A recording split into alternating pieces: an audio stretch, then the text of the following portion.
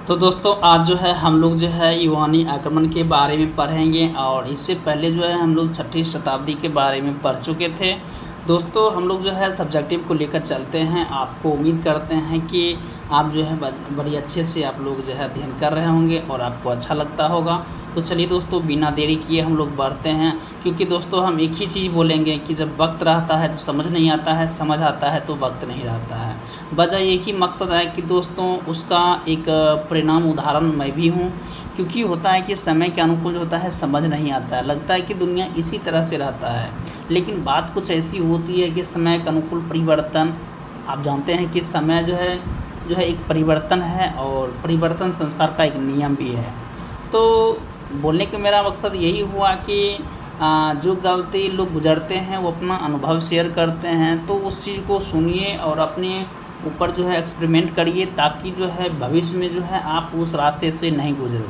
ठीक, हम लोग इतिहास क्यों पढ़ते हैं? इतिहास इसलिए पढ़ते हैं, पहला नंबर तो जो हम एग्ज़ाम की तैयारी करते हैं वो कंडीशन मेरा प्रथम फोकस रहता है। सेकंड रहता है कि हम उस कहानी से सीखते हैं कि भविष्य में ऐसी स्थिति मेरे ऊपर आ जाए तो हम किस प्रकार से बच सकते हैं। दैट्स अनुभव है ना, हम इसलिए पढ़ते हैं ताकि हमें वहाँ से अनुभव मिल सके। चलिए दोस्तों बिना देरी किए हम लोग आगे बढ़ते हैं। वीडियो पसंद आ रही होगा तो चैनल को सब्सक्राइब करिएगा, नहीं पसंद आया होगा तो जो है डिसलाइक करिएगा, और सबसे अच्छा जो है लगा होगा तो चैनल को सब्सक्राइब कर लीजिएगा। तो चलिए दोस्तों देखते हैं कि छठी शताब्दी ईसा पूर्व के मध्य ईरान में जो है क्रूस अथवा जो है साइरस जो है द्वितीय 558 से 529 ईसा पूर्व ने जो है हखमानी साम्राज्य की स्थापना की थी। अब देखिए यहाँ से पूछा जाएगा आपको कि जो है हखमानी साम्राज्य, देखिए ये भी जो है आप देख लीजिए जाकर, जो है कोई भी यूपीएससी हो या मान चलिए कि दरोगा हो गया या मान चलिए कि बिहार पुलिस हो जाएगा या अदर स्टेट हो गया, आप जाकर देखिएगा तो इसका चर्चा बहुत मिलता है कि मखवानी साम्राज्य की स्थापना किसने किया। तो आप इजीली बता सकते हैं ईरान में जो है क्रूस अथवा साइरस जो है द्वितीय ने मिलकर जो है इसकी साम्राज्य की स्थापना किया था। ठीक, अब देखिए कि वही स्तून जो है पर्सियोपोलिस तथा जो है नक्श और ये रोस्तम अभिलेख के द्वारा दारा प्रथम यानी कि 522 से 486 ईसा पूर्व के शासनकाल का है ना।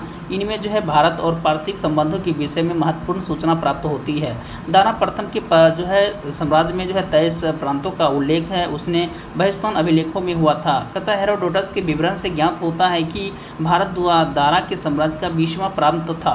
अब देखिए यहाँ से पूछा जाएगा हेरोडोटस है ना, हेरोडोटस के बारे में आप लोग जानते हैं। हेरोडोटस जो है इतिहास का पिता कहा जाता है। तो आपको यहाँ से एक क्वेश्चन बन गया कि हेरोडोटस जो है वो कौन है, तो इतिहास का पिता कहा जाता है। विवरण ज्ञान से जो है बेहस्तून जो है अभिलेख से प्राप्त होता है। हेरोडोटस के विवरण से ज्ञात होता है कि भारत दारा के साम्राज्य है 20वां प्रांत था। ठीक, प्रांत मतलब होता है क्षेत्रीय, यानी कि जिसे हम कहते हैं पहले कहा जाता था प्रांत और अब कहा जाता है स्टेट, है ना, state of Bihar, state of UP, है ना। दारा को जो है इस प्रांत जो है 307 जो है टैलेंट स्वर्ण धोले के जो है आय प्राप्त होती है, और टेशियस जो है अंतर जक्सिस जो का राजवैद था, और पारसी जो है संपर्क के लिए परिणाम स्वरूप भारत में पश्चिमोत्तर जो है प्रदेशों में खरोष्टी के लिए नामक नई लिपि का जन्म हुआ था।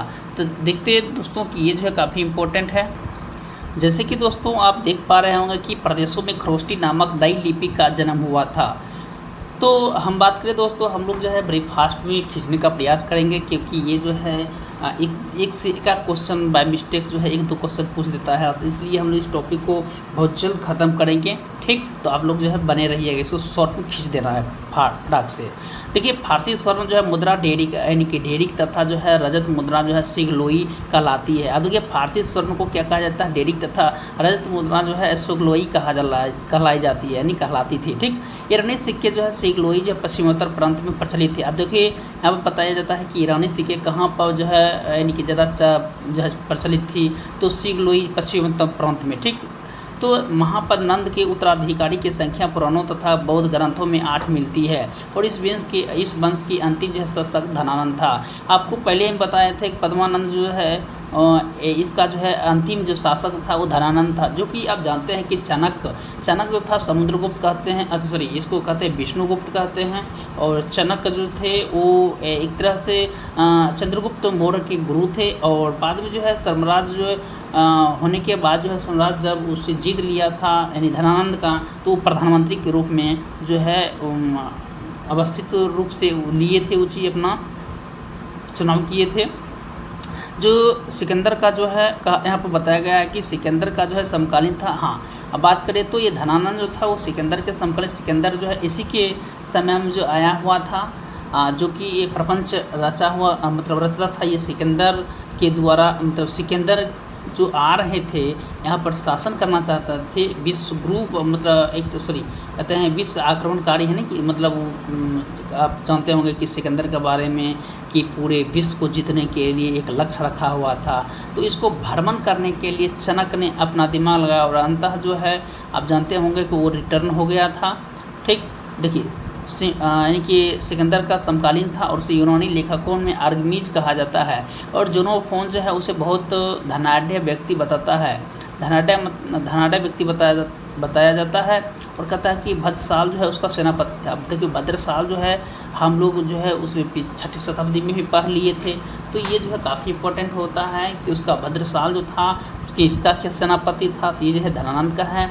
देखिए होता है कि दोस्तों थोड़ा सा फास्ट करने में थोड़ा सा त्रुटि कोशिश रहता है कि नहीं के बराबर हो, आप भी पढ़ रहे हैं और आप भी देख रहे हैं और हम भी बता रहे हैं, तो कहीं न कहीं आपको ज़्यादा इस चीज़ को अट्रैक्टिव होगा। सिकंदर जो है मैसिडोनिया के जो है क्षत्रप फिलिप द्वितीय का पुत्र था। अब से पूछा जाएगा कि सिकंदर का पिता कौन थे, तो फिलिप द्वितीय था। ठीक, कहता है कि यानी कि हखमनी जो है साम्राज्य को ध्वस्त करने के पश्चात जो है 326 ईसा पूर्व के वसंत के अंत में जो है एक विशाल सेना के साथ सिकंदर जो है भारत विजय के लिए चला था। ठीक, लगभग जो है 2 वर्षों के अभियान के पश्चात 325 ईसा पूर्व सितंबर माह में जो सिकंदर ने अपने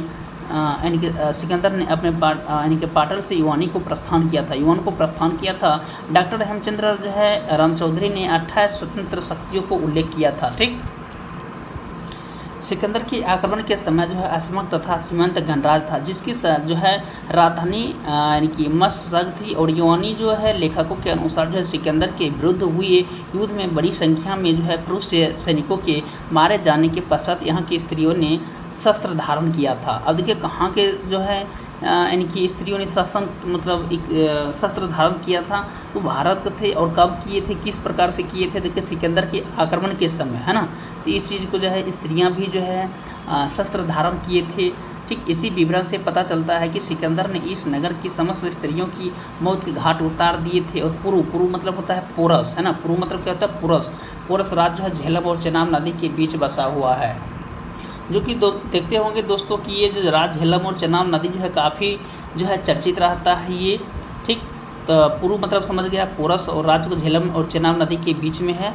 तो चलिए और देखते हैं कि सिकंदर ने जो है झेलम नदी के तट पर जो है पुरु को पराजित किया था। ठीक, पुरु को पराजित किया था, परंतु उसकी वीरता से प्रभावित होकर सिकंदर ने उसे अपना मित्र बना लिया था तथा उसने अपने राज्य और कुछ जो है नए इलाके प्रदान किए थे। और सिकंदर ने 2 नगरों निकैया तथा बौकेफला स्थापना की थी। अब देखिए जहाँ तक हमें पता है कि बौकेफला जो है ये बहुत बार पूछा जाता है। देखिए यहाँ पे हाईलाइट किया गया बौकेफला का मतलब हो गया कि इनके जो घोड़े था ना, शायद जहाँ तक हमको याद है कि घोड़े का नाम था। ठीक, आगे हम पढ़ेंगे तो अगर मिलेगा ठीक है, नहीं तो इतना ध्यान रखें कि बौकेफला जो था ये सिकंदर के घोड़े थे और वहीं उनकी जो है मौत हो गई, जिसके कारण जो है उस जगह को जो है इसी घोड़े के नाम पर इसको रखा गया था। देखिए ब्यास नदी सिकंदर ने उत्कर्ष का चरम बिंदु सिद्ध हुआ था और इसके सैनिकों द्वारा आगे बढ़ने से इनकार के पश्चात उसने स्वदेश लौटने का फैसला किया। ठीक, जैसे कि आप देख पा रहे होंगे कि यहाँ 323 है ना, 323 ईसा पूर्व जो है ईस्वी जो है लगभग सिकंदर की जो है मृत्यु हो गई। आपसे पूछा जाएगा कि लगभग सिकंदर की मृत्यु कब हुआ, देखिए लगभग शब्द का प्रयोग किया गया है, तो सिकंदर का जो है मृत्यु कब हुआ था, 323 ईसा पूर्व सिकंदर की मृत्यु हो गई थी। सिकंदर के आक्रमण के परिणाम स्वरूप पश्चिमोत्तर भारत में अनेक जो है यूनानी उपनिवेश जो है निकैया यानी कि बौकेफला, सिकंदरिया और स्थापित हुआ है। व्यापारीय संपर्क के फलस्वरूप यूनानी मुद्राओं के अनुसार पर जो है भारत में उलूफ शैली के सिक्के ढाले गए थे। तो दोस्तों यहाँ जो है इस चीज़ को यानी कि बात करें तो बौकेफला जो है इसके बारे में यहाँ चर्चा नहीं किया गया है, लेकिन मुझे जहाँ तक पता है कि बौकेफला जो है स्थान इसलिए बनाया गया था क्योंकि सिकंदर का जो घोड़ा था उनकी मृत्यु हो गई थी और उसी को यादगार में जो है उस शहर को यानी कि उसे नगर को बसाया था। दोस्तों आपसे उम्मीद करते हैं कि ये जो है आपको बहुत अच्छा तरह से आपको समझ आ गया होगा। चलिए हम एक आध क्वेश्चन को आपको देते हैं और क्वेश्चन जो है आप उसका जवाब दीजिएगा। तो दोस्तों आपके सामने जो है क्वेश्चन देखिए इस प्रकार से है कि कथन ये बताया गया है कि लगभग 2 वर्षों के अभियान के पश्चात सिकंदर महान ने 325 ईसा पूर्व में भारत छोड़ दिया था। ठीक। अब दूसरा बताया गया है यहाँ, मतलब इसी का जो है यहाँ पर कारण बताया गया है, वह चंद्रगुप्त मौर्य से पराजित हुआ था। उसके बाद कहता है नीचे दिए गए कोट से सही उत्तर दीजिए। अब कौन सही है, देखिए यहाँ पर कोट बताया गया कि ए कह रहा है ए में कि ए तथा आर जो है दोनों सही है तथा आर ए से सही व्याख्या है। फिर कहता है बी नंबर कहता है कि ए तथा आर है दोनों सही है परंतु आर ए की सही व्याख्या है, व्याख्या नहीं है। और सी कह रहा है कि ए सही है परंतु आर जो है गलत है। फिर कहता है डी ऑप्शन कहता है कि ए गलत है परंतु आर सही है। तो दोस्तों ये जो है हम लोग इसका चर्चा किए थे और आप समझ गए होंगे, और इसका भी चर्चा हम लोग किए थे थोड़ा बहुत। तो इसका जो है आंसर आप लोग देने का कष्ट करेंगे और हम देखेंगे कि हम जो बताए हैं आप कितना % सही जवाब इसका देते हैं। और आप लोग जो है जब उत्तर दीजिएगा तो हम फिर देख के उसका सही उत्तर हम देने का काम करेंगे। धन्यवाद दोस्तों। वीडियो कैसी लगी कमेंट सेक्शन में अपनी राय ज़रूर दीजिएगा और हाँ, जाते जाते चैनल को सब्सक्राइब जरूर करिएगा।